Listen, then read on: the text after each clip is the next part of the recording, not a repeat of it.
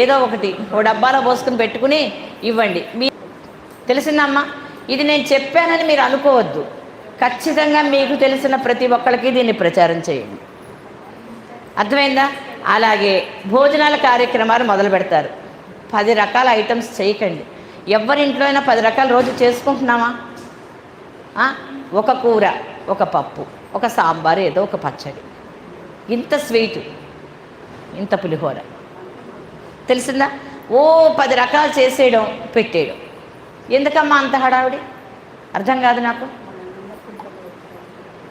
చాలా కొంచెం, ఇంకా అసలు 4 ఐటెంలలో కూర, పప్పు, పచ్చడి, పులుసులో 2 తీసేసేయండి, నష్టం ఏం లేదు. ఎవరన్నా ఏమన్నా అనుకున్నారని అనుకొని ఉండండి.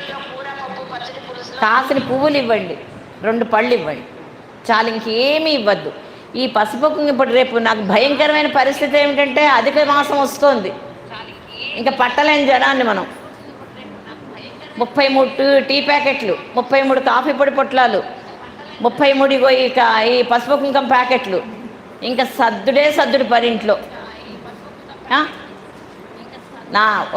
ఒక 4 యాలకులు ఇవ్వండి. వాళ్ళు మొన్నటి దేంట్లోనే దంపేసుకుంటారు, టీలోనే దేంట్లోనూ. 4 ఇవ్వండి, మీరు ఎక్కువ ఇవ్వక్కర్లేదు. ఎందుకు చేస్తున్నారు ఇవన్నీ తేవడం?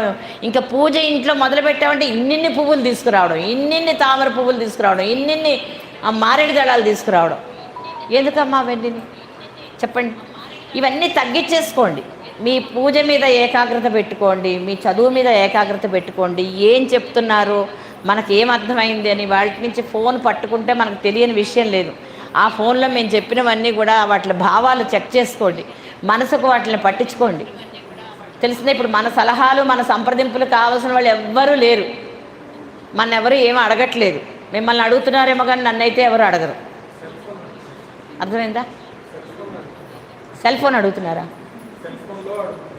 ఏమని అడుగుతున్నారు? అవేవో ఇందులో అడుగుతారు.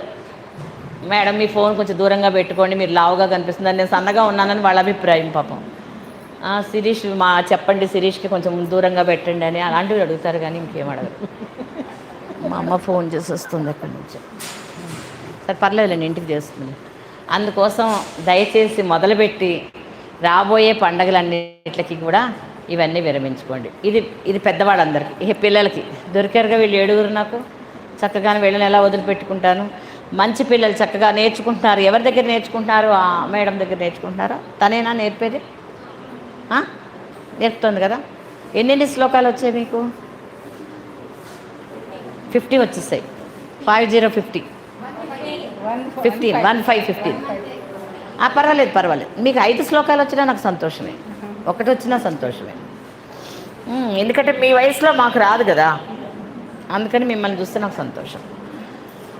ఇంకా మీరు నేర్చుకోవాల్సిన విషయం ఏంటంటే, అమ్మ బలవంతం పెట్టిందనో, పక్కన అమ్మాయి నేర్చుకుందనో, వెళ్ళకపోతే అమ్మ తిడుతుందనో ఇవన్నీ పెట్టి నేర్చుకోకండి. ఇది మీకు ఉపయోగపడేది. తెలిసిందా? మిమ్మల్ని ఒక లెవెల్లో చూస్తారు ఇటువంటి వచ్చినప్పుడు. మీరు వేసుకునే బట్టల్ని చూడరు, మీరు ఎలా తయారయ్యారో చూడరు. ఇవన్నీ ఎవరికి అక్కర్లేదు. మీరు ఒక చోటకి వెళ్ళి దేవుని గురించినటువంటి స్తోత్రం నాకు ఇది వచ్చు అని చెప్పండి, ఎవరైనా సరే మీ కేసు ప్రత్యేకించి చూస్తారు. రెండో విషయం ఏమిటంటే, మీ తల్లిదండ్రుల మీద కన్నా మీకు ఎవరి మీద ప్రేమ ఉండదు. వాళ్ళంటే ఇష్టం, వీళ్ళంటే ఇష్టం, వీళ్ళు బెస్ట్ ఫ్రెండ్, వాళ్ళు ఇంకో బెస్ట్ ఫ్రెండ్ అని అనుకోకండి. మీరు ఇంకా చిన్నపిల్లలు, ఇంకొంచెం పెద్దగా అయ్యాక తెలుస్తుంది. తెలిసిందా? మీ తల్లిదండ్రుల కన్నా ఎవ్వరి మీద మీకు ప్రేమ ఉండదు. ఒకవేళ ఉందంటే అది నిజం కాదు. మీ అమ్మా నాన్న మీదే మీకు ప్రేమ ఉంటుంది, అదే కరెక్ట్. అర్థమైందా? వాళ్ళు మిమ్మల్ని కేకలేస్తారు, తిడతారు, ఎప్పుడు ఏదో ఒకటి చెప్తూ ఉంటారు. మీకు ఎందుకు చెప్తూ ఉంటారు? వాళ్ళు మీరు క్రమశిక్షణలో ఉండాలని చెప్తూ ఉంటారు. ఇటుకేసి తిరిగి కూర్చోండి, మీకు కష్టంగా ఉంది. అందుకోసం అని చెప్పి తల్లిదండ్రుల మాట వినండి. మీరు చేసే ప్రతి ఒక్క పని కూడా అమ్మకు చెప్పకుండా ఉండకండి. ఒక్కళ్ళు ఎక్కడికి వెళ్ళకండి. స్కూల్లో కూడా ఎవరితోటి ఎక్కువగా మాట్లాడకండి. మీ చదువు, మీరు, మీ ఫ్రెండ్స్ ఉండాలి, కానీ వాళ్ళ దగ్గరికి వెళ్ళిపోతున్నానమ్మా నేను, రాత్రికి వస్తాను, రేపు వస్తాను అని చెప్పి ఎక్కడికి వెళ్ళకండి. ఆడపిల్లలు అందులోనూ ఎప్పుడైనా సరే మీ అమ్మతోటే ఉండాలి మీరు. అర్థమైందా?